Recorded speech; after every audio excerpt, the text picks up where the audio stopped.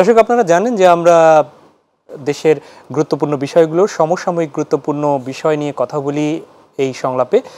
বিশেষ করে আমরা কথা বলি দেশের এগিয়ে যাওয়ার যে সম্ভাবনার যে যাত্রাগুলো, সেই সম্ভাবনার জায়গাগুলো আমরা তুলে ধরি। আমরা জানার চেষ্টা করি আপনাদের মনে থাকা যে প্রশ্নগুলো, সেই প্রশ্নগুলো আমরা জেনে নিতে চাই সংলাপে যারা উপস্থিত থাকেন সেই আলোচকদের কাছ থেকে।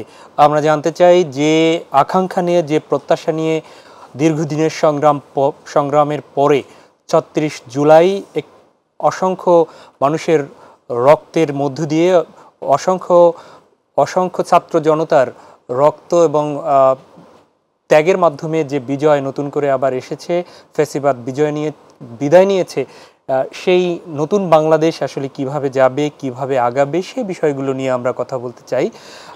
আজকে স্টুডিওতে আমাদের উপস্থিত হয়েছেন আপনাদের অত্যন্ত পরিচিত দুজন মুখ।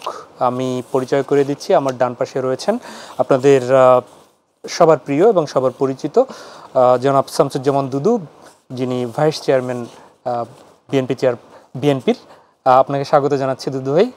এবং বাম পাশে রয়েছেন জাহাঙ্গীরনগর বিশ্ববিদ্যালয়ের সরকার এবং রাজনীতি বিভাগের অধ্যাপক, বরিশাল বিশ্ববিদ্যালয়ের সাবেক উপাচার্য অধ্যাপক ডক্টর আমাদের টিচার, আমরা তাকেও স্বাগত জানাচ্ছি। আব্দুল লতিফ মাসুম স্যার, আপনাকে স্বাগত জানাচ্ছি। আমি প্রথমেই আজকে আমরা শ্রদ্ধা নিবেদন করছি শুরুতেই।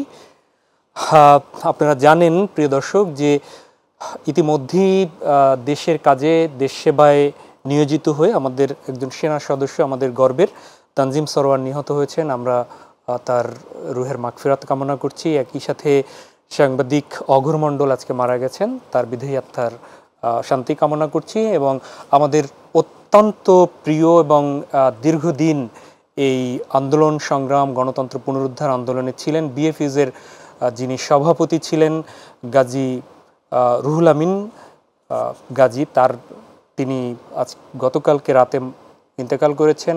আজকে সকল দল মত, সকল মানুষের শ্রদ্ধা নিবেদনের মাধ্যমে তার আজকে প্রেস ক্লাবে, জাতীয় প্রেস ক্লাবে তার জানাজা অনুষ্ঠিত হয়েছে। সেখানে আপনারা জানেন যে সকল মত ভুলে গিয়ে সাংবাদিকরা সেখানে উপস্থিত হয়েছেন। সেখানে বিএনপির মহাসচিব সহ বিএনপির নেতৃবৃন্দ ছিলেন, জামাতের আমির সেক্রেটারি সহ জামাতের সবাই ছিলেন। জামাতের আমির সেখানে জানাজা ইমামতি করেছেন।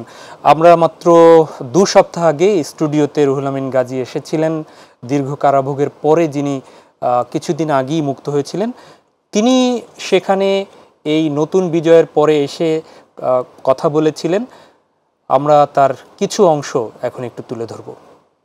শুরুতেই ধন্যবাদ জানাতে চাই নতুন স্বাধীনতা অর্জন 2024 সালের ছাত্র জনতা যে অকাতরে রক্ত দিয়েছে, তাদের প্রতি শ্রদ্ধা জানাতে চাই এবং তাদের উপযুক্ত ক্ষতিপূরণ, যারা আহত, নিহত বা চক্ষু পা হারিয়েছে, ক্ষতিপূরণ পাক, এটা চাই।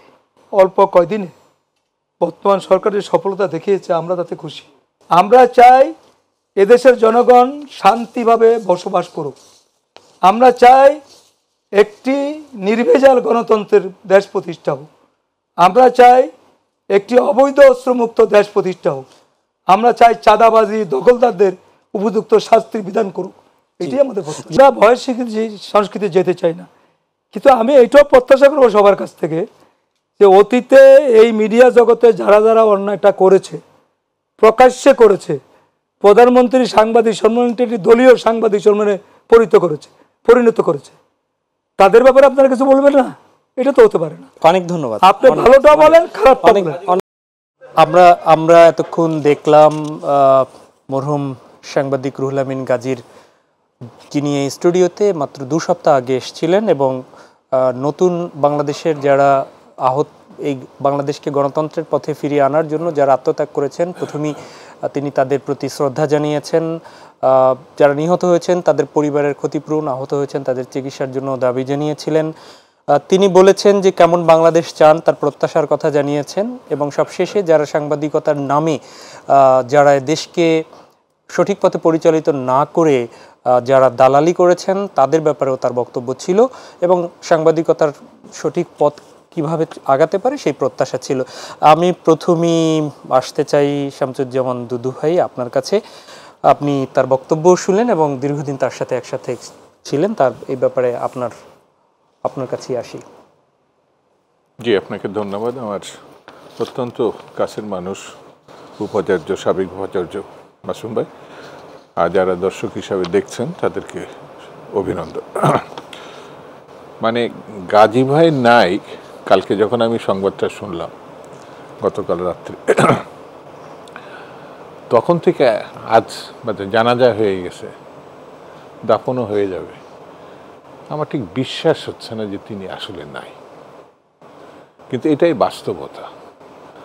মানুষ তার আরাধ্য কাজ করেন, দেখেন কত সংগ্রাম, কত লড়াই একসঙ্গে দীর্ঘদিন ধরে রাস্তার মধ্যে। আমরা সর্বশেষ যখন উনি গ্রেপ্তার হলেন, তো জেলখানায় তার শরীরটা খুব যে ভালো ছিল এমন না, বলা যায় যে এই জেলের কারাগারের দিনগুলো আরও তাকে মৃত্যুর দিকে ঠেলে দিয়েছে। যথোপযুক্ত চিকিৎসা কারাগারে নাই। যে ছবি আপনারা দেখালেন সেই ছবিতেই আমি দেখলাম যে আগের গাজী ভাই আর এই ছবির মানে খুব রিসেন্টলি তো আপনারা তার পেয়েছিলেন, কথা বলতে পারছিল না, মানে আমার কাছে মনে জি আছে জি যে সেই দৃঢ়তা শারীরিক দিক থেকে, কিন্তু কথাগুলো দেখেন সে কিন্তু যা বিশ্বাস করত মানুষকে নিয়ে, দেশকে নিয়ে, জনগণকে নিয়ে, গণতন্ত্র নিয়ে, সেই কথাগুলো খুব দৃঢ়তার সঙ্গে সে কিন্তু উচ্চারণ করেছে। যাক, আল্লাহর কাছে আমরা প্রার্থনা করি আল্লাহ যেন তাকে বেশ নসিব করে। আমাদের তরুণ সেনা সদস্য একেবারে জীবন সে শুরু করেছিল, কিন্তু যেভাবে সে বিদায় নিয়েছে এটাও খুব কষ্টের। অঘরমণ্ডল চলে গেছে, আমরা তার বিদেহী আত্মার প্রতি শান্তি কামনা করি। আসলে আমরা এই যে গত 1.5-2 বছর, এই 2 মাস আগে যে মানে একটা তুমুল আন্দোলন, যে আন্দোলনের কথা আমরা এই টকশোতে অনেকেই যারা ফ্যাসিবাদের বিরোধিতা করেছে, গণতন্ত্রের সপক্ষে কাজ করা, কেউ রাজনীতি করেছে, কেউ সাংস্কৃতিক দলের বা সংগঠনে, কেউ শিক্ষার সঙ্গে পেশাজীবী, সবাই কিন্তু তার অবস্থান থেকে চেষ্টা করেছে নির্যাতনকে উপেক্ষা করে, জেল জুলুমকে, মামলা হামলার উপেক্ষা করে তারপরে কিন্তু তারা এসে এই যে মানে হাজারের উপরে আমাদের তরুণ ছাত্র সমাজ, খেটে খাওয়া মানুষ, ছাত্র জনতা যেটা বলা হয়, সর্বশ্রেণীর মানুষ জীবন দেওয়ার জন্য কিন্তু সবাই রাস্তায়, এতটুকু বাচ্চাও তার মায়ের সঙ্গে তার পিতার সঙ্গে নামছিল। এবং আমরা জানি এই ছাত্রদের সঙ্গে প্রায় 35-37 জন শিশু নানাভাবে তারা কিন্তু শহীদ হয়েছে, নিহত হয়েছে, আর কত যে আহত এটা তো চিন্তা করা যায় না। তা আমার কাছে আমি মনে করি যে এখন যেহেতু একটা অন্তর্বর্তীকালীন সরকার, তারা একটা উদ্যোগও নিয়েছে, কালের যাতনায় অনেকে অনেক কিছু ভুলে যায়।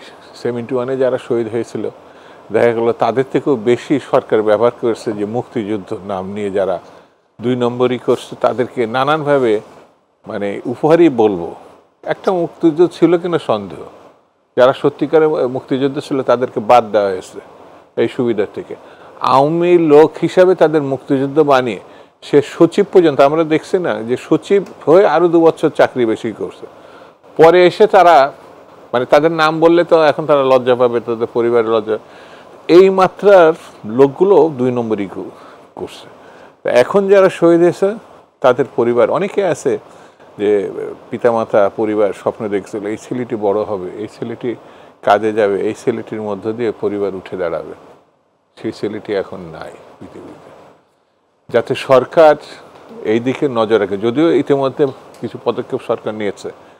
খারাপ লাগে যখন দেখি হাসপাতালে এখনো যথোপযুক্ত চিকিৎসার অভাবে অনেকে কাতরাচ্ছে। এই দিকেও যাতে নজর দেয়, শুধু সরকার না, অনেক পেশাজীবী সংগঠন আছে, অনেক ব্যবসায়ী আছে, অনেক মানুষ আছে, তারা যেন এদিকে এগিয়ে আসে। সেটি 3 নম্বর যে কথাটি খুব গুরুত্বপূর্ণ আমার কাছে মনে হয়, যে কারণে পরিবর্তন, গণতন্ত্রের জন্য, স্বাধীনতার জন্য, মানুষের অধিকারের জন্য, নিরাপত্তার জন্য, এটি যেন আমরা ভুলে না যাই। অর্থাৎ মানুষের এই যে রিক্সা চালক, কুলি, মজুর, খেটে খাওয়া, আমি কেন এদের কথা বিশেষ করে বলছি, এরা স্বশিক্ষিত এবং এরা অন্য যে পেশাজীবী যারা আছেন, দেশের জনগণ আছে, তার থেকে কম বোঝে না। সর্বশ্রেণী মানুষের ভোটাধিকারটা ফিরিয়ে দেওয়া। যারা গত তিনটে নির্বাচনে তারা পছন্দের ব্যক্তিকে নির্বাচিত করার জন্য ভোট দিতে পারে নাই, এটা অনতিবিলম্বে দেওয়া। জি দুদু ভাই, আমরা নিশ্চয়ই নির্বাচন নিয়ে কথা বলবো, তখন এই বিষয়ে কথা শুনবো। আমরা একটু যাচ্ছি অধ্যাপক ডক্টর আব্দুল লতিফ মাসুম, সরকার রাজনীতি বিভাগ, জাহাঙ্গীরনগর বিশ্ববিদ্যালয়ের, এবং যিনি এর আগে উপাচার্য ছিলেন বরিশাল বিশ্ববিদ্যালয়। আপনার কাছে আসছি, আমরা জানি যে সম্মিলিত পেশাজীবী পরিষদ, যেখানে গাজী ভাই সেটারও সভাপতি ছিলেন, আহ্বায়ক ছিলেন, একসাথে আপনারা কাজ করেছেন। আপনার এবং তার বক্তব্য শুনলেন, আপনার এই বিষয়ে যদি কোনো মূল্যায়ন থাকে বা বলার থাকে আমরা প্রথমেই সেটি শুনি, এবং তিনি সুনির্দিষ্টভাবে 2-3টি বিষয়ে কথা বলেছেন, কেমন বাংলাদেশ চাই সে বিষয়ে একটু আপনার কথা শুনতে চাই। আমি গভীর শ্রদ্ধা নিবেদন করি মরহুম গাজী রুহুল আমিনের প্রতি। বাংলাদেশের এই সর্বশেষ গণতান্ত্রিক আন্দোলন নয়, সমস্ত গণতান্ত্রিক আন্দোলনে আমি ব্যক্তিগতভাবে তাকে অগ্রণী ভূমিকায় অবতীর্ণ হতে দেখেছি। আমার মনে পড়ে 1990 সালের সেই গণ অভ্যুত্থানের কথা। এরশাদ বিরোধী আন্দোলনে তিনি দৃঢ় ভূমিকা পালন করেছিলেন। সেই সময় এরশাদ পদত্যাগ না করা পর্যন্ত সমস্ত সংবাদপত্র বন্ধ থাকবে, জি, এইরকম একটি বড় ধরনের সিদ্ধান্তের পিছনে তিনি অনুঘাতক ছিলেন। এবং আপনারা জানেন যে আমি শেখ হাসিনাকে বলি রক্তপাতকারী, আশরাফা। ইতিহাসে এই আশরাফা যারা নাম দেওয়া হয়েছে তারা অনেক রক্তপাতকারী। এই রক্তপাতকারী শেখ হাসিনার কারাগারে দীর্ঘ বছর ধরে এই রুহুল আমিন গাজী কারার অন্তরালে ছিলেন। অপরাধ এই যে তিনি শেখ হাসিনার অন্যায়ের প্রতিবাদ করেছেন। এরকম আরো হাজারো মানুষ, যেটি সবচেয়ে বললেন যে এই দেশের হাজারো মানুষ এইভাবে প্রাণ দিয়েছে। স্যার এখানে একটি বিষয় কিন্তু আমি একটু যদি ইন্টারফেয়ার করি, সেটি হচ্ছে যে দুদু ভাইয়া যেমনটা বলেছেন এবং আমাদের রুহুল আমিন গাজী ভাইয়ের পরিবারও বলেছেন যে উনি আসলে যখন জেলে ছিলেন, কারাগারে ছিলেন, তখন প্রত্যেকেই আসলে একটা বয়সের পরে তো অনেক রোগশোক হয়ে আসলে বাসা বাঁধে। আমরা বিএনপি চেয়ারপারসনের ক্ষেত্রেও দেখেছি যে তার চিকিৎসা নিয়ে কিভাবে টালবাহানা হয়েছে, এবং দুদু ভাই সহ যারাই ওখানে কারাগারে গিয়েছেন প্রত্যেকেরই একটা বিষয় ছিল সঠিকভাবে চিকিৎসা। রুহুল আমিন গাজীর পরিবারও কিন্তু বলেছেন যে তার চিকিৎসার যে সুযোগটুকু, সেই সুযোগটুকু পাননি, এবং ওই সময়ই আসলে তার জীবনী শক্তি, তার আসলে জীবনের এই অবস্থায় নিয়ে এসেছেন, তিনি অভিযোগ করেছেন। এই বিষয়টিকে আসলে কিভাবে দেখেন? এটি রাষ্ট্র ব্যবস্থা এটা সঙ্গত, আপনি অভিযোগটি সত্য এবং সঙ্গত। এরকম হাজার মানুষ, যেমন আমার দেশের সম্পাদক মাহমুদুর রহমান, জি, হাজারো, প্রতিটি মানুষ তার ন্যূনতম অধিকার, জেলে যাওয়ার পরে ব্রিটিশ লয়েও তাদের রাজবন্দী বলা হতো, এবং তাদের প্রতি আইন আনুক, নিয়ম আনুক, খাদ্য, চিকিৎসা নিশ্চিত করা ছিল। পাকিস্তান আমলেও ব্যতিক্রম সহ এই ধারণাটি বা এই ব্যাপারটি নিশ্চিত ছিল। কিন্তু হাসি পায় যে তারা বলছে রাজবন্দী বলতে কেউ নেই। নিশ্চয়ই আপনার মনে আছে নিষ্ঠুর আচরণ করেছে সকলের প্রতি, অমানবিক আচরণ করেছে। এই রুহুল আমিন গাজী দীর্ঘকাল হয়তো আরো বেঁচে থাকতে পারতেন, নিঃশেষে একেবারে শেষ করে করে করে তার জীবনকে নিঃশেষ করে দেওয়া হয়েছে। এবং এইরকম হাজারো বুদ্ধিজীবী মানুষ, সাধারণ মানুষ তাদের নিপীড়ন নির্যাতনের শিকার হয়েছে। এবং একটা টোটাল রেজাল্ট আছে, একটা সর্বশেষ যোগ আছে। সেটি আমরা দৃশ্যমান দেখেছি। জি, ধন্যবাদ। আমি শামসুজ্জামান দুদু আপনার কাছে আবার ফিরি। আসলে আমাদের আজকের বিষয় ছিল সংস্কার ও নির্বাচন। আসলে সংস্কার নিয়ে প্রতিদিনই হয়তো আমরা আলোচনা করছি। নির্বাচনের বিষয়টি আমরা আপনি জানেন যে এই এই আমরা যে নির্বাচন কবে হওয়া দরকার, এই বক্তব্যটুকু আপনাদের পক্ষ থেকে বারবার চাচ্ছিলেন যে একটা গাইডলাইন যেন অথবা একটা সময় যেন বলা হয় অন্তর্বর্তী সরকারের কাছ থেকে। আমরা সম্প্রতি বিদেশি গণমাধ্যমে সাক্ষাৎকারে সেখানে আপনারা দেখেছেন যে প্রায় 1.5 বছরের একটা ডেডলাইন বলা হয়েছে। সেনাপ্রধানের পক্ষ থেকে বলা হয়েছে যে আমাদের রাজনৈতিক উচ্চাবিলাস নাই, আমরা অন্তর্বর্তী সরকারকে সহযোগিতা করব এবং জনগণের ক্ষমতা জনগণের কাছে ফিরিয়ে দেওয়ার জন্য আমরা সহযোগিতা করে যাব। এই প্রেক্ষাপটে সংস্কারের যে জায়গা, সেখানে আসলে কতটুকু দেখছেন আগানোর? আর সাথে একটু যোগ করে দিই, আজকেই যিনি দেশ থেকে পালিয়ে গিয়েছেন গণ আন্দোলনের মধ্যে, সেই শেখ হাসিনার যিনি পুত্র আপনি জয়, যিনি তিনি বলেছেন যে আওয়ামী লীগ ছাড়া সংস্কার ও নির্বাচন কোনোটাই গ্রহণযোগ্য নয়। এটি সাবেক প্রধানমন্ত্রীর ছেলে বিদেশি গণমাধ্যমে বলেছেন। দুটো মিলে আপনি মন্তব্য করতে চাই। প্রথমে আমি সেনাপ্রধানকে ধন্যবাদ দিই। তিনি যে ইলেকশন সম্বন্ধে একটা মন্তব্য করেছেন যে প্রায় 1.5 বছরের মাথায় বা তার মধ্যে তিনি আশাবাদ ব্যক্ত করেছেন যে নির্বাচন হতে পারে, অর্থাৎ একটা ডেডলাইন। সেনাপ্রধানের কাছ থেকে এই কথাটা না শুনে যদি আমরা অন্তর্বর্তীকালীন সরকারের প্রধানের মুখ থেকে শুনতাম, তাহলে আমার মনে হয় সেনাপ্রধানও অনেক অন্য মাত্রায় যেতেন।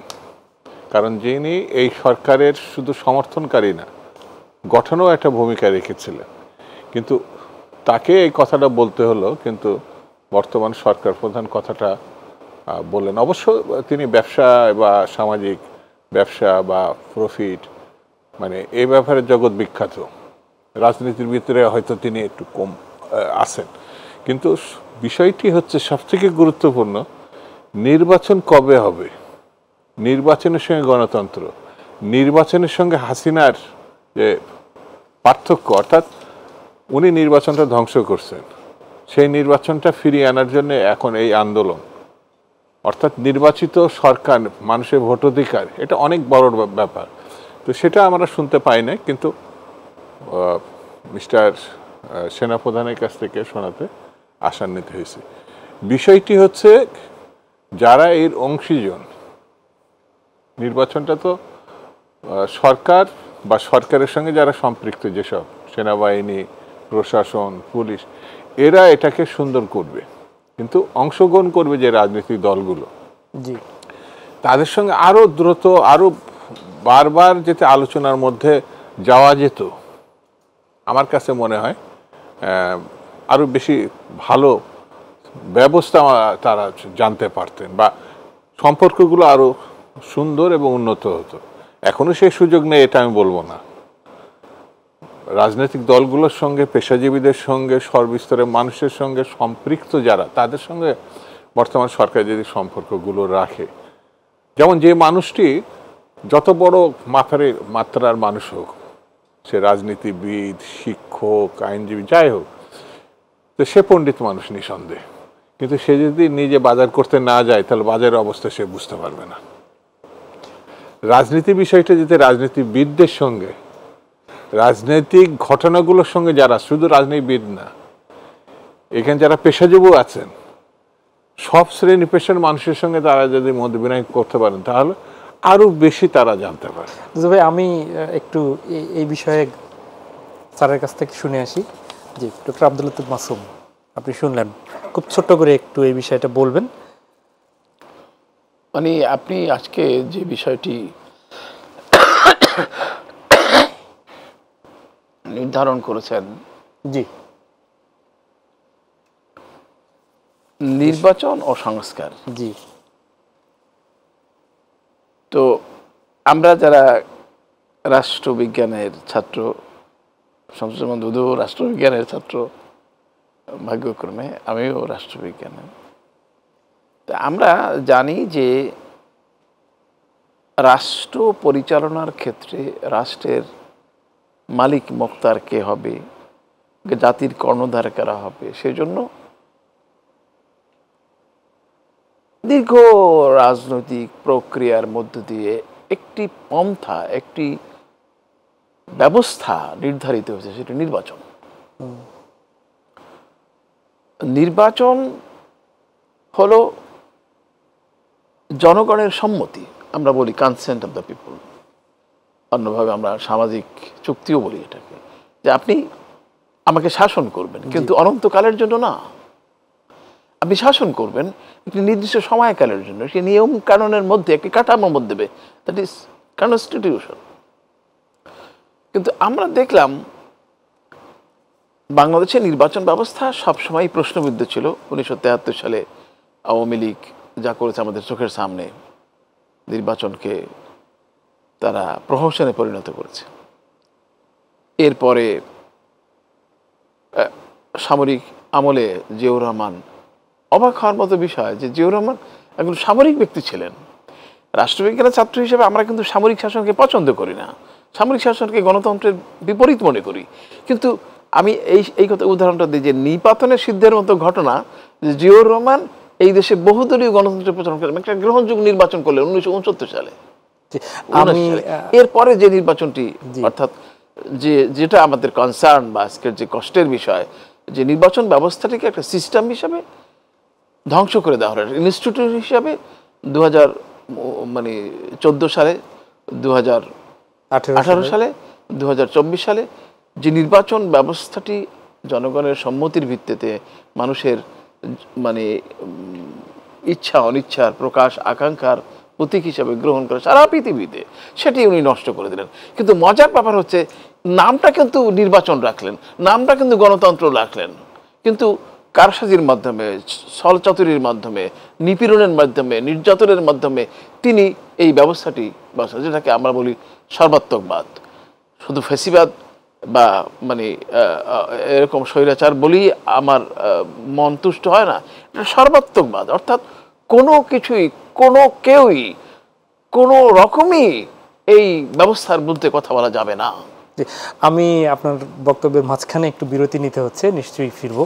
আমি দুঃখিত যে কথার মাঝখানে থামিয়ে দিতে হলো।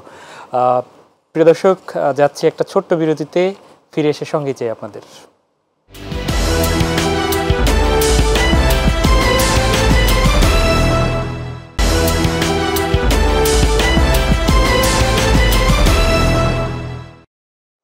আবার স্বাগত জানাচ্ছি মাই টিভি সংলাপে। দর্শক, আপনারা জানেন আমরা কথা বলছি সংস্কার রাজনীতি নিয়ে। স্টুডিওতে উপস্থিত আছেন শামসুজ্জামান দুদু, ভাইস চেয়ারম্যান বিএনপি, এবং রয়েছেন সরকার ও রাজনীতি বিভাগের অধ্যাপক, জাহাঙ্গীরনগর বিশ্ববিদ্যালয়ের ডক্টর আব্দুল লতিফ মাসুম। আমরা আপনার কাছেই ছিলাম, আবার আপনার কাছেই ফিরছি। খুব ছোট্ট করে জবাব চাই, এরপরে দুদু ভাইয়ের কাছে যাব। দুদু ভাই বলছিলেন যে রাজনৈতিক দলগুলোর সাথে আলোচনা হওয়া দরকার, নির্বাচনের রোডম্যাপ চেয়েছিল রাজনৈতিক দলগুলো, দিলেন সেনা প্রধান, সে ব্যাপারে তিনি কমেন্টস করেছেন।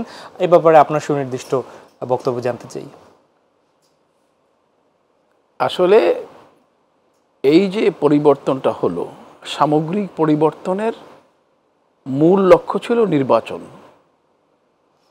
গণতান্ত্রিক মানুষ চেয়েছে যে গণতান্ত্রিক উপায়ে সরকার পরিবর্তন, কিন্তু শেখ হাসিনার স্বৈরাচারের অন্যায়, অত্যাচার, নিপীড়ন, নির্যাতন এমন অবস্থা সৃষ্টি করেছে যে একটা আগ্নেয়গিরির সৃষ্টি হয়েছে, অগ্নুৎপাত হয়েছে, গণ অগ্নুৎপাত।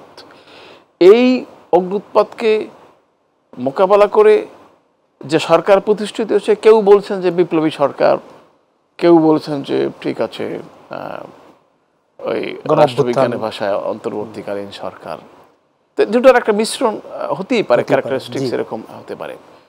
আসল উদ্দেশ্যটা কিন্তু নির্বাচন, একটি নির্বাচিত সরকারের হাতে ক্ষমতা হস্তান্তরের লক্ষ্যে এই অন্তর্বর্তীকালীন সরকার কাজ করবে। সুতরাং তাদের এই সরকারের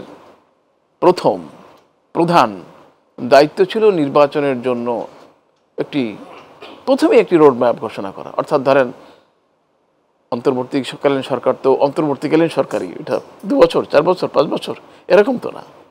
তো এই দেশে যে উদাহরণ আছে যে 2 বছর, তা আমার মতে 2 বছরও এই অন্তর্বর্তীকালীন সরকারের থাকা উচিত না। হ্যাঁ, সংস্কারের কথা আছে, না 1.5 বছর এখন যতটুকু বলেছে তাতে 1.5 বছর 1.5 বছরের কথা বলা হয়েছে। তো মানে এটা সঙ্গতভাবেই মানে রাজনৈতিক দলগুলো তাদের স্বার্থ সংশ্লিষ্ট বা তাদের জনগণের আশা আকাঙ্ক্ষা অনুযায়ী চাপ দিয়ে যাচ্ছিল যে একটা জি একটা সময়সীমা নির্ধারণ করা, একটা রোড ম্যাপ এর কথা বলা। এখন সেনাপ্রধান বলেছেন উই আর হ্যাপি যে সেনা আর কেউ না হোক, সেনাপ্রধান বলেছেন, কিন্তু রাজনৈতিকভাবে আমরা আশা করেছিলাম যে অন্তর্বর্তীকালীন সরকারের প্রধান থেকে এই কথাগুলো আসবে। ধন্যবাদ। তবে আমরা জি তার প্রতি আমরা এর কথার অর্থ এই নয় যে আমরা তার প্রতি আমরা কোনো অন্যরকম ধারণা পোষণ করি। আমি মনে করি যে এই কথাটি হয়তো তার পরিপূরক, এই পরিপূরক ব্যবস্থার মধ্যে যদি এই সময়ের মধ্যে নির্বাচনটি হয় তাহলে পরে গোটা জাতি, যত শীঘ্র নির্বাচন হবে তত গোটা জাতির তত উপকৃত হবে। ধন্যবাদ। ধন্যবাদ শামসুজ্জামান দুদু, আপনার কাছেই ফিরি। আগের প্রশ্নের একটি বিষয়ে আমাদের আসলে উত্তর আমরা নিতে পারিনি তখন, সেটি হচ্ছে আওয়ামী লীগ ছাড়া সংস্কারের নির্বাচন কোনোটাই গ্রহণযোগ্য হবে না। সাবেক প্রধানমন্ত্রীর ছেলে এটি বলেছেন রয়টার্সকে। না, উনি বলতে পারেন এবং নানান কথা উনি বলছেনও। তার আগে বাংলাদেশ ব্যাংক থেকে যে টাকাগুলো তিনি এবং তার দল নিয়ে গেছে, জি অভিযোগ আছে ওই সময় যিনি গভর্নর ছিলেন তিনি এটা ইঙ্গিত করেছেন। 8টা থেকে 12টি ব্যাংক, যেটি ডিবি অফিসে গিয়ে সালমান এফ রহমান বলেছে এর কত টাকা তিনি ঋণের নামে লুটপাট করছেন এবং কোন কোন জায়গায় তিনি দিয়েছেন। ইতিমধ্যে বাংলাদেশ আওয়ামী লীগ সংস্কার তারা না থাকলে হবে না বা বৈধতা দেবে না, তারা আওয়ামী লীগ ফেলে চলে গেল কেন? মানে তার যে প্রধান, তিনি দম্ভ করে বলতেন যে মুজিব কন্যা কখনো পালায় না। মুজিবের মূর্তি যিনি গাড়ছিলেন বা ছবি তৈরি করেন, সেগুলো রক্ষা করার জন্য হলো তো তাকে থাকা উচিত ছিল। আর তার সন্তান হিসাবে তিনি আমেরিকান সিটিজেন না বাংলাদেশের সিটিজেন, এটা আমার কাছে ধর্তব্য বিষয় না। বিষয়টি হচ্ছে যে বাংলাদেশে জনগণের মুখোমুখি হয়ে যে সন্ত্রাস, লুটপাট, হত্যাকাণ্ড, এ ব্যাপারে আওয়ামী লীগের সভাপতির পুত্র হিসাবে তিনি কি মনে করেন, এটা কিন্তু জনগণ আগে জানতে চায়। আর বাংলাদেশ আওয়ামী লীগকে ধ্বংস বিএনপি করে নাই তো, বা অন্য কোনো রাজনীতি দল করেনি, ছাত্র জনতাও করেনি। ধ্বংস তো তারা করছে। ফ্যাসিজমের মধ্যে যদি যা কিছু নিয়ে যাওয়া যায়, যেমন ইটালিতে নাৎসিবাদ প্রতিষ্ঠা করে হিটলার, মানে এটা একটা বিশ্বযুদ্ধ বাঁধিয়ে ফেলছিল। লক্ষ লক্ষ না কোটি কোটি মানুষের মৃত্যুর কারণ হয়েছে হিটলার। এখন হিটলারের সঙ্গে কোনো ভালো লোক ছিল না, তারা রাজনীতি বুঝতো না, তারা কিছু কি শিক্ষা দীক্ষা নাই, এমন তো না। তাদের চর্চাটাই হচ্ছে নাৎসিবাদ। নাৎসিবাদ মানেই হচ্ছে নির্মমতা, মানুষের অধিকার হরণ করা। গ্যাস চেম্বারের ভিতরে মানুষকে ঢুকিয়ে মারছে এরা, যেমন এই যে আয়নাঘর, অসংখ্য মানুষ এখনো পর্যন্ত ফেরত আসেনি। এবং সেটি কারা করছে, কাদের মাধ্যমে করছে? আমাদের এখানে সব থেকে আদর্শের জায়গা মানে সেনাবাহিনীর উপর নির্ভর, কারণ এই সেনাবাহিনীরই একজন চৌখস মানুষ স্বাধীনতা ঘোষণা করেছিলেন, যার নাম শহীদ জিয়া রহমান। এই সেনাবাহিনীর একজন অফিসার শহীদ জিয়া রহমান বাংলাদেশে বহু দলীয় গণতন্ত্র বাকশাল পরবর্তীতে তিনি নিয়ে আসছিলেন। সেনাবাহিনীর যে অহংকারটা, সেনাবাহিনীর যে ভাবমূর্তিটা, সেনাবাহিনীর যে কার্যক্রমটা ইতিহাসে বর্ণিত আছে। কিন্তু তাদেরকে দিয়ে সেনাবাহিনী সেনা অঞ্চলে আয়নাঘর প্রতিষ্ঠা করছে, এর থেকে দুঃখজনক ঘটনা তো নাই। কে করছে? ওই যে যুবরাজের কথা যেটা বললেন, তার মা আজিজ সাহেব এবং ওখানকার ডিজিডিএফআই এনএসআই লোকজনকে দিয়ে এইগুলো করা হয়েছে। তা আমার কাছে মনে হয় জুডিশিয়াল একটা পার্টও বোধহয় যুক্ত ছিল, থাকতে পারে। আর এই যে গুম, এটা ভাবা যায় নাকি একটা স্বাধীন যে দেশে 1 সাগর রক্তের বিনিময়ে স্বাধীনতায় আসছে, 1 সেকেন্ড রক্ত বিনিময়। সেখানে মানুষ বিচার পাবে না, গুম করে নিয়ে চলে যাবে, নিখোঁজ হয়ে যাবে, কৈফিয়ত দেবেন না। আওয়ামী লীগকে বাদ দিয়ে সংস্কার হবে না, আওয়ামী লীগ রাখলেই তো সংস্কার হবে না। এই যে আমাদের ওর নাম কি, বদিউল আলম সাহেব খুব ভালো কথা বলছে, যে আওয়ামী লীগের বাদ দিলেও ভালো নির্বাচন হয়, সেটা তো আগামী দিনে প্রমাণ হতে পারে।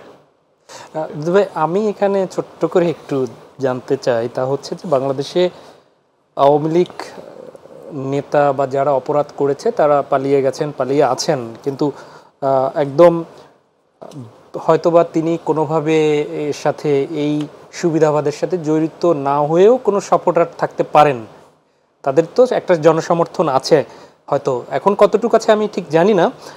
একটা সময় এই সেটের মধ্যেই আমরা শুনতাম এবং সেটের বাইরেও আওয়ামী লীগের নেতারাও অনেক বলতেন যে নির্বাচনের আগে, ইভেন নির্বাচন কমিশনও বলতেন যে যারা আন্দোলন করছেন, যারা নির্বাচন বয়কট করছে, বিএনপি জামাত সহ যারা, তারা ছাড়া নির্বাচন গ্রহণযোগ্য হবে না, বিষয়টা তা না, নির্বাচন গ্রহণযোগ্য হবে, তারা আসুক না আসুক এতে কিছু যায় আসে না। এটি এবং এখন আপনি বললেন যে এই যে আওয়ামী লীগ যদি না আসে তাহলে সংস্কার কিংবা নির্বাচন গ্রহণযোগ্য হবে না। এখন এই বদিউল আলমের উদাহরণ দিলেন, যেমন আপনি অনেকগুলো উদাহরণ টেনে যদিও যৌক্তিক যে বিষয়গুলো সেই ক্ষেত্রে বললেন, এখানে দুটির সাথে কি কোনো একই রকম হয়ে যাচ্ছে কথাগুলো? না, আপনি যদি ফ্যাসিজমের সঙ্গে গণতন্ত্র ব্যাপারটা এক করতে চান, আমি করতে চাই না, আমাদের দর্শকদের ক্লিয়ার করার জন্য, ধরনটা ওই দিকে যাচ্ছে, আমি আরো ক্লিয়ার করার জন্য বলছি, তাহলে বিভ্রান্তি তৈরি হবে। জি, যারা টেলিভিশন দেখছে তাদের, এরা খুনি, ফ্যাসিজমের ধ্বংসকারী, ফ্যাসিজমের লুটেরা, আর একজন গণতন্ত্রী হচ্ছে, এটা একেবারে সৌন্দর্যের প্রতীক, মানবতার প্রতীক। সে আর ফ্যাসিজম, গণতন্ত্র ফ্যাসিজম এক জিনিস না তো। এবং সেটি গণতন্ত্রের লোকরা না, গণতন্ত্রের লোক যারা, তারা খারাপ কাজে অংশ নেবে না বলে ভোট বর্জন করছে। আর এই ফ্যাসিজম গণতন্ত্রকে ধ্বংস করবে, লুটেরা, ভীতিকর জিনিস তো এক জিনিস না তো।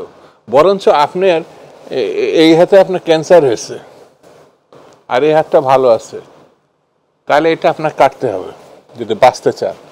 এটা কাটলে কিন্তু আপনি বাঁচবেন না, অর্থাৎ এটা গণতন্ত্র, আর এই হাতটা আছে ফ্যাসিজম, এটা কাটতেই হবে আপনার যদি আপনি রক্ষা পেতে চান।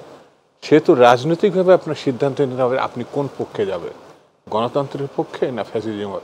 এক সময় একদিন গণতন্ত্রের জন্য মুখে ফেনা তুলতো এদেশে অন্য কোনো দল, আওয়ামী লীগের মতো এত চিৎকার করে এত ফেনা তুলে কথা গণতন্ত্রের পক্ষে বলতে পারেন। এটা স্বাধীনতার আগেও বলেছে, স্বাধীনতার পরে এক দল করছে, স্বাধীনতার রক্ষী বাহিনী করছে, স্বাধীনতার পরে দুর্ভিক্ষ সৃষ্টি করছে, স্বাধীনতার 40,000 বিরোধী দলের নেতা কর্মী হত্যা করছে এই গণতন্ত্রের নামে স্বাধীনতার পরে পরে। আর গত 15 বছরে যা করছে, এরা শুধু পালিয়ে বাঁচা রক্ষা নয়, তাদের আলো বাতাসে ফিরে এসে দাঁড়ানো পর্যন্ত করবে। ঈদের ভিতরে ভালো লোক আপনি দেখেন না, মাঝে মাঝে সামাজিক বিভিন্ন পত্রপত্রিকায় বা ইয়েতে ফেসবুকে বা বিভিন্ন, যে দুধ দিয়ে তারা গোসল করছে আওয়ামী লীগ থেকে বেরিয়ে গিয়ে পবিত্র হওয়ার জন্য। এটা তো বিএনপির কেউ দুধ দিয়ে করছে না, জামাতেরও কেউ করছে না, ওদের কেন দুধ দিয়ে গোসল করতে হচ্ছে? আমি আওয়ামী লীগ কেন, যে কোনো গণতান্ত্রিক সংগঠন যাদের অতীত আছে তাদের নিয়ে তো কেউ এই দেশবাসী কোনো কথা বলে না, ছোট যাও। 2 নম্বর হচ্ছে বিএনপির একেবারে স্পষ্ট করে তারেক রহমান সাহেব ঘোষণা করছে আগামী সরকারটা বিএনপি সরকার হবে না, এটা জাতীয় সরকার হবে। যারা গণতন্ত্রের জন্য লড়াই করছে তারাও মানে নির্বাচনে হারুক আর জিতুক ওই সরকারের প্রতিনিধি হবে। বিএনপির এর থেকে আপনি উদারতা, বৃহত্তম দৃষ্টিভঙ্গি, 31 দফা রাষ্ট্র মেরামত, লক্ষ্যটা তো ঘোষণা করছে বিএনপি। জি দুদু ভাই, আমরা এই প্রসঙ্গে আসবো নিশ্চয়ই এর পরে ফেরার পথে। আমি একটু ডক্টর আব্দুল লতিফ মাসুম আপনার কাছে ফিরে আসি। যে আলোচনায় আমরা ছিলাম, আপনি শুনছিলেন দুধের আলোচনা। আমি দুটো শব্দ উচ্চারণ করতেছি, একটা হলো স্বাভাবিক এবং একটা অস্বাভাবিক। জি, স্বাভাবিক রাজনৈতিক প্রক্রিয়ায় যেমন করে আমরা বললাম যে একটি নির্দিষ্ট সময়কাল পরপর গ্রহণযোগ্য, মানুষ ভোট দিতে পারে এমন নির্বাচন হবে, তাহলে পর কারো কোনো কথা নেই যে নিরপেক্ষতার মাধ্যমে, জনগণের অংশগ্রহণের মাধ্যমে যে নির্বাচনটি আছে, যে ভাবে নির্বাচিত অসুবিধা নেই। কিন্তু গত 3টি নির্বাচন যেমনটি আমরা দেখলাম যে আওয়ামী লীগ অস্বাভাবিকভাবে এই নির্বাচনগুলোকে বানচাল করেছে। প্রথমত আমরা ভোটারবিহীন নির্বাচন দেখেছি, দ্বিতীয়ত আমরা রাতের নির্বাচন দেখেছি, তৃতীয়ত আমরা ডামি নির্বাচন দেখেছি। তাদের এই নির্বাচনের পরে তারা বলছে নির্বাচন, আওয়ামী লীগ বলেছে যে বিএনপি, জামাত, অন্য যে কোনো রাজনৈতিক দল গ্রহণ না করলেও অসুবিধা নেই। সেটা তাকে অবৈধ ব্যবস্থাকে বৈধতা দেওয়ার জন্য তারা এইসব আয়োজন করেছে। এখন এই যে প্রধানমন্ত্রীর আমরা বলি এই যে প্রিন্স, যুবরাজ যে কথা বলছে, তো এটা তার অধ্যত্ব। সে এই কথা বলার সাহস কোত্থেকে পায়? যে দেশের মানুষ রক্ত সাগর পেরিয়ে এই বিপ্লবকে সম্পন্ন করেছে, আসুক না, যদি সাহস থাকে আসুক এই সমাজে, এই আলোতে, এই নির্বাচন ব্যবস্থায় সে আসুক। আসলে দেখবে যে তাদের ওই যে তারা আশঙ্কা করতো না যে তাদের নাকি বাঁচার অধিকারও থাকবে না, তো যাদের বাঁচার অধিকার নিজেরাই যারা বোঝে যে তাদের অন্যায়, অপকর্ম, মৃত্যু, নিপীড়ন, নির্যাতন, গুম, খুন এত 15 বছরের পরে তারা আসতে পারে না, তারা এখন কিভাবে সেটা দাবি করছে? এটা তার অধ্যত্ত, এটা হতেই পারে না এবং এটা হওয়া সঙ্গত নয়। ডক্টর আব্দুল লতিফ, যেমন ধরেন আমি বলি যে এই যে একজন প্রস্তাব করেছেন যে গত আগামী 5-10 বছরের জন্য যদি তারা গণহত্যার অভিযুক্ত হয় তাহলে পরে নির্বাচনে অযোগ্য হবে তারা, এইটাই হওয়া উচিত। ডক্টর মাসুম, আপনি রাজনীতি পড়ান, আপনি রাজনীতি পড়েছেন, রাজনীতির ছাত্র দুদু ভাইও, আমিও সমাজবিজ্ঞান এবং গণযোগাযোগ দুটোরই ছাত্র। সেই জায়গা থেকে আমি একটু জানতে চাই আপনার কাছ থেকে বিনয়ের সাথে, এই 36 জুলাই যে প্রেক্ষাপটের পরে বাংলাদেশ থেকে সরকার প্রধান পালিয়ে গেলেন এবং তার আগে 2-1 দিন আগে পালিয়ে গেলেন, এখন পালিয়ে থাকলেন। বাংলাদেশের ইতিহাসে তো এরকম কোনো ঘটনা নেই, পাকিস্তানের বা এর আগের কতটা আগে এরকম কোনো ঘটনা আছে যে সরকার প্রধানকে পালিয়ে যেতে হলো? এরকম মানে আপনাদের অধ্যয়নে কি পেয়েছেন? আমি একটু জানতে চাই এই বিষয়টা। আমরা সবসময় বলতাম যে অস্বাভাবিক ব্যবস্থার জবাব অস্বাভাবিক উপায় হবে। জি, আমি কষ্টের সাথে বলছি, একটি 15ই আগস্ট আমরা কেউ কামনা করি না, এই বিয়োগান্তক ঘটনা আমরা কামনা করি না, কিন্তু আমাদের চোখের সামনে, আমি যখন ঢাকা বিশ্ববিদ্যালয়ের ছাত্র, আমাদের চোখের সামনে 15ই আগস্ট সংগঠিত হয়েছে এবং মানুষ তাকে স্বাগত জানিয়েছে, মিষ্টি টান পড়ে গিয়েছিল। তো এই যে অবস্থাটা তারাই নিজেরাই সৃষ্টি করেছে এবং এখন যে অবস্থাটা সৃষ্টি করেছে, আমরা বলেছি যে অস্বাভাবিক অবস্থার মাধ্যমে আমি জানতে এই অবস্থার অস্বাভাবিক অবস্থায় পরিবর্তন হবে। তিনি যেভাবে পালিয়ে গেছেন, এই ঘটনাটি এই সমসাময়িক ইতিহাসে একটি বিরল ঘটনা। মানে শুধু বাংলাদেশ বা সাবকন্টিনেন্ট না, বাংলাদেশ আগেও শ্রীলঙ্কা আপনারা দেখেছেন, এই বছর 2 আগে যখন আমরা শ্রীলঙ্কার ঘটনাবলী ঘটলাম এবং আমাদের রাষ্ট্রবিজ্ঞানীরা বা আমাদের রাজনীতিবিদরা উদাহরণ দিচ্ছিলেন যে শ্রীলঙ্কার মতো ঘটনা ঘটবে বাংলাদেশে, তখন ওনরা এটাকে হেসে উড়িয়ে দিয়েছে, শ্রীলঙ্কার মতো ঘটনা ঘটবে না, তারা এরকম বলেছিলেন। এটাই হয়, ফিরে আসার, যারা পালিয়ে যদি যেয়ে থাকেন তারা আবার ফিরে এসে পুনর্বাসিত হওয়ার কি কোনো রেকর্ড নাই। এবং আমি আপনাদেরকে সাক্ষ্য রেখে বলছি, এই আলোচনায় অংশ নিতে পারেন যদি আপনার মনে হয় যে আপনি অংশগ্রহণ করতে চান, যে আওয়ামী লীগ কোনোদিনই গণতান্ত্রিক উপায়ে বাংলাদেশে 70 সালে নির্বাচনের পরে, আমি একজন সচেতন নাগরিক হিসেবে আপনাকে সাক্ষ্য দিচ্ছি, কোনোদিনই কোনোভাবেই আওয়ামী লীগ গণতান্ত্রিকভাবে নির্বাচিত হওয়ার অবস্থায় ছিল না। আপনি লক্ষ্য করেন যে তত্ত্বাবধায়ক সরকার ব্যবস্থার মতো একটা জাতি ও সম্মতির ভিত্তিতে, ন্যাশনাল কনসেনসাসের ভিত্তিতে সৃষ্ট একটা ব্যবস্থা তারা তছনছ করে দিলেন বিচারপতি খায়েরকে ইনস্ট্রুমেন্ট করে। জি,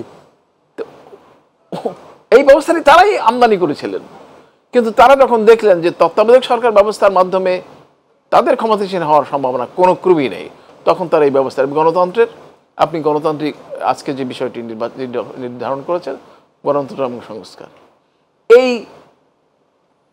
তত্ত্বাবধায়ক সরকার ব্যবস্থাটি ছিল গত 50 বছরে সবচাইতে নিকৃষ্টতম রাজনৈতিক সিদ্ধান্ত। শেখ হাসিনা মানে যেটা বাতিল করলেন, এবং এটা এখন তো এই বাতিল করার সিদ্ধান্তটা বাতিল করার সিদ্ধান্ত ছিল নিকৃষ্ট, জি, এবং অসম্ভব রকমের এই সমস্ত সমস্যার কেন্দ্রবিন্দু ওখানে। আমরা আলোচনায় ফিরবো, তবে নির্বাচন ব্যবস্থাকে সংস্কার করতে হলে এই তত্ত্বাবধায়ক সরকার ব্যবস্থা আবার ফিরিয়ে আনতে হবে। এবং অত্যন্ত আনন্দের কথা যে বিএনপি সহ সমস্ত রাজনৈতিক দল এ ব্যাপারে সংবিধান সহ সমস্ত সংস্কারে রাজি হয়েছে। জি, ধন্যবাদ। আমি আরেকটা বিরতিতে যাব, তারপরে নিশ্চয়ই আলোচনায় ফিরবো, দুদু ভাইয়ের কাছে ফিরবো। প্রিয় দর্শক, নিচ্ছি আরেকটা বিরতি, ফিরে এসে আগের মতোই সঙ্গে চাই আপনাদের।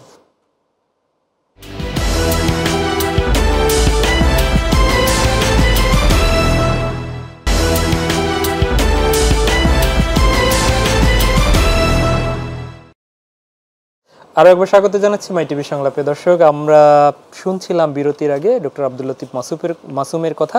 আমরা ফিরছি শামসুজ্জামান দুদু আপনার কাছে। আমরা একটি আজকে নিউইয়র্কের বলেছেন সাংবাদিকদের প্রশ্নের জবাবে ভারতের পররাষ্ট্রমন্ত্রী জয়শঙ্কর, বাংলাদেশের সাথে সম্পর্ক ইতিবাচক ও গঠনমূলকই থাকবে। যে দেশটায় এখন আমাদের এখান থেকে পালিয়ে যাওয়া প্রধানমন্ত্রী আশ্রিত অবস্থায় রয়েছেন, এবং মাত্র 2-3 দিন আগে সেখানকার স্বরাষ্ট্রমন্ত্রীর বক্তব্য আপনি জানেন, সেই অবস্থার আলোকে এই বিষয়টি নিশ্চয়ই ইতিবাচক দেখবেন। আরেকটি বিষয়, কয়েকদিন থেকেই এই সাম্প্রতিক সময় খুব ছোট্ট একটা ঘটনা নিয়ে পাহাড় আবার অশান্ত হয়ে উঠেছিল, যদিও কিছু এখন আবার স্বাভাবিক অবস্থায় ফিরছে।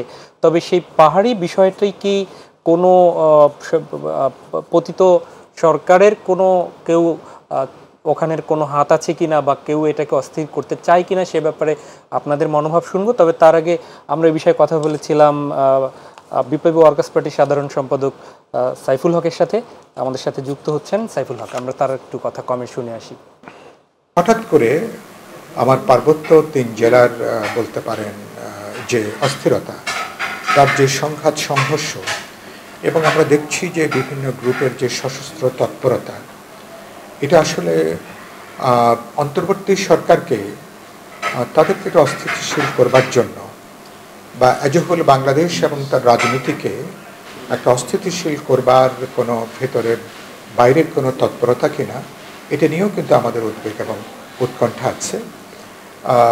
এবং আপনি জানেন যে এ ব্যাপারে, কারণ আমরা দেখছি যে বিভিন্ন বাহিনীগুলো তারা যে সমস্ত ফায়ার আর্মস ব্যবহার করছে, এগুলো ঠিক দেশীয় অস্ত্র না আর কি। এগুলো অনেকগুলো আমাদের পুলিশের কাছেও এই ধরনের অনেকগুলো অস্ত্র নেই। তো সেজন্য আমি যেটা বলতে চাই যে, ধরুন এর আগে তো আমরা কেএনএফের নাম শুনেছি, বিভিন্ন গ্রুপের নাম শুনেছি, আর এটার অবস্থানটা এরকম যে এর সঙ্গে মায়ানমারের সীমান্ত, এর থেকে ভারতের সীমান্ত, ফলে সশস্ত্র বিভিন্ন গ্রুপগুলো তারা যে কোনো সময় তারা সীমান্ত অতিক্রম করায়, তারা চলে যেতে পারে, আবার তারা ঢুকতে পারে। ফলে বাংলাদেশ যখন একটা তার গুরুত্বপূর্ণ ক্রান্তিকাল পার করছে, সে সময় সরকার এবং পুরো দেশটাকে তাদেরকে নতুন একটা ফ্রন্ট খোলার তৎপরতা হিসাবে পার্বত্য জেলায় অস্থিরতা কিনা, এটাকে আমি মনে করি যে আমাদের সরকার, আমাদের সেনাবাহিনী, গোয়েন্দা সংস্থাগুলো, এমনকি আমাদের রাজনৈতিক দলগুলো এবং পার্বত্য অঞ্চলের যারা সাধারণ মানুষ, আমার পাহাড়ি জনগণ বলি, বাঙালি জনগোষ্ঠী বলি, সবার এটাকে বিবেচনার মধ্যে এটাকে নেওয়া দরকার। কারণ আমরা এই সংকট কোনোভাবে যাতে বাংলাদেশের জাতীয় নিরাপত্তা, সার্বভৌমত্বের জন্য কোনোভাবে যাতে ঝুঁকিটা তৈরি না করে, সুতরাং এখন থেকে সে ব্যাপারে আমাদের সচেতন উদ্যোগ দরকার। শামসুজ্জামান দুদু ভাই, আপনার কাছে সরাসরি তুলে যাই। হ্যাঁ, সাইফুল সাহেব সুন্দর বিশ্লেষণ করেছেন যে স্থিতিশীল একটা ব্যবস্থা এখন কিন্তু দেশে আছে, সেটাকে অস্থিতিশীল করে সুবিধা আদায়ের একটা লক্ষ্য হতে পারে। এই যে 3 পার্বত্য জেলাতে যে ঘটনা ঘটেছে, এমন কোনো ঘটনা সেখানে ঘটেনি। ওখানে পাহাড়ি বা ওখানকে যারা বাঙালি আছে, তারা দীর্ঘদিন ধরে একসঙ্গে বসবাস করছে। আগে যে ঘটনাই ঘটুক না কেন, সাধারণ মধ্যবিত্ত থেকে শুরু করে ওখানে যারাই আছে, তারা একটা লড়াই করে বেঁচে আছে, সে কি পাহাড়ি কি বাঙালি। হঠাৎ করে একটা ঘটনার মধ্য দিয়ে যেভাবে মানে খুব প্রচারণাতেও নিয়ে আনা হয়েছে, এটাকে আমার স্বাভাবিক মনে হয় না। দেশে যে পরিবর্তন, সেই পরিবর্তনের সঙ্গে এই যে ঘটনা, এটা যায় না। যখন এটা সংগঠিত হচ্ছে, আমরা আরও কিছু কিছু ছোট ছোট ঘটনা বিভিন্ন জায়গায় দেখেছি। তা আমার কাছে যেটা আমি যেটা মনে করি, এইসব ঘটনা করে লাভ নাই। যেমন ভারতের এই সাধারণ অধিবেশন যেটা জাতিসংঘে হলো, তাদের কিন্তু একটা অপূর্ব সুযোগ ছিল বন্ধু রাষ্ট্রের সঙ্গে বন্ধুত্বপূর্ণ সম্পর্কটা দেখানোর। তারা গণতন্ত্রের সপক্ষে না ফ্যাসিবাদের পক্ষে, এটাও তারা ওখানে দেখাতে পারত। এক মিনিটের আমরা সময় পাবো। হ্যাঁ, সেটা আমেরিকা কিন্তু দেখিয়েছে, যে ছবি ইউনূস সাহেবের সঙ্গে বাইডেন দিয়েছে, তার ভিতরে তো অনেক কিছু বেরিয়ে আসছে। অথচ সেই জায়গায় মোদি সাহেব মানে যে সিদ্ধান্ত নিয়েছে, এটাকে আমার কাছে মনে হয়নি খুব স্বাভাবিক। সেই জন্যে এখন প্রমাণের ঘটনা হচ্ছে আপনি বা আমি কোন পক্ষে। এর থেকেও বড় কথা, দক্ষিণ পূর্ব এশিয়ায় যেসব মাতুব্বর হিসাবে যিনি আছে, সে যে দেশটি, সেটা ইন্ডিয়া, তাকে প্রমাণ করতে হবে সে গণতন্ত্রের সপক্ষে না ফ্যাসিবাদের সপক্ষে। তো সেক্ষেত্রে আজকের ওনাদের পররাষ্ট্রমন্ত্রীর এই বক্তব্যটাকে কিভাবে দেখছেন? যেখানে জাতিসংঘে প্রাইম মিনিস্টার যাচ্ছে, সেখানে পররাষ্ট্রমন্ত্রীর যত সুন্দরই বক্তব্য দেন, সরকার প্রধানের বক্তব্য আর পররাষ্ট্রমন্ত্রীর বক্তব্য, এটা মানে এক জিনিস বলে আমার কাছে মনে হয়। ধন্যবাদ। আমি একটু ডক্টর মাসুম আপনার কাছে বিষয়টা খুবই গুরুত্বপূর্ণ। জি, আপনারা লক্ষ্য করেছেন যে ৭৫ সনের ঘটনাবলীর পরে জি, বৈশ্বিক এবং আঞ্চলিক পর্যায়ে পরিবর্তন হয় এবং সেই পরিবর্তনটি ভারতের অনুকূল ছিল না। জিয়াউর রহমান একটি স্বাধীন পররাষ্ট্রনীতি অনুসরণ করছিলেন এবং তাদের সালাম কালাম দিয়ে চলছিলেন না। আপনাদের মনে করিয়ে দিই যে জিয়াউর রহমানের শাসনকালকে স্টেবল করবার জন্য জি, তারা অশান্তি সৃষ্টি করার জন্য শান্তি বাহিনী গঠন করেছিল। তাৎপর্যপূর্ণ বিষয় এই যে আওয়ামী লীগ শেখ হাসিনা ক্ষমতাসীন হওয়ার পর সেই অশান্তির অবসান হয়, তাহলে বুঝতে বাকি থাকে না এটা কি কি কারণে করা হয়েছিল। পদ্মা মানে ওই 1 মিনিট সময় পাবো আমরা স্যার। এরপরে মানে একটা কূটনীতির ভাষা আছে, তো যে কায়দায় যে ভাষায় মোদি অভিনন্দন জানিয়েছে এবং তার সাথে সংযোগ ঘটিয়েছেন মাইনরিটি রিপ্রেশনের, এবং পরে পাহাড়ে এই সমস্ত ঘটনা ঘটছে, এটি বন্ধুসুলভ কাজ নয়।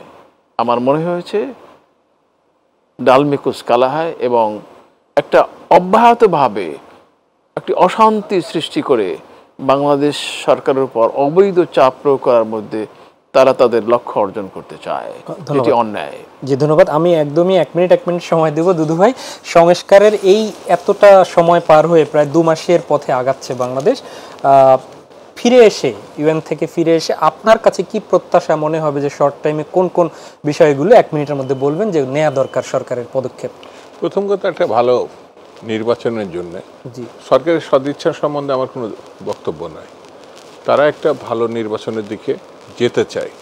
অনেকে সরকারের সঙ্গে সংশ্লিষ্টরা বলেছেন, এই দেশের জনগণের সঙ্গে সম্পৃক্ত যেসব রাজনৈতিক দলগুলো, আমি শুরুতেও বলেছি, এখনও বলছি, হয়তো ভবিষ্যতেও বলবো, ওনাদের প্রধান কাজ হচ্ছে রাজনৈতিক দল এবং শ্রেণী পেশার যে মানুষগুলো এই দেশে আছে দীর্ঘ 15 বছরের যে লড়াই, তাদের সঙ্গে সম্পর্কগুলো আরও নিবিড় এবং একেবারে কার্যকর করতে হবে। তাহলে ওই জায়গাগুলো সাপোর্টগুলো তারা পাবে। সেই সাপোর্টটা হচ্ছে দেশ পুনর্গঠন এবং 1 নম্বর কাজ, সেটা মানুষের ভোটাধিকারের মধ্য দিয়ে সমস্যা মীমাংসা করা।